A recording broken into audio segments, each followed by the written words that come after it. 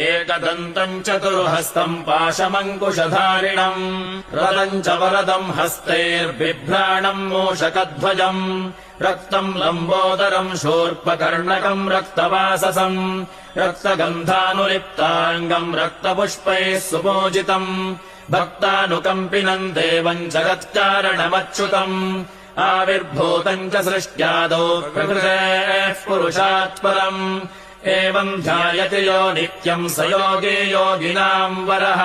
नमो व्रातपतये नमो गणपतये नमः प्रमथपतये नमस्तेऽस्तु लम्बोदरायैकदन्ताय विघ्ननाशिने शिवसुताय श्रीवरदमूर्तये नमः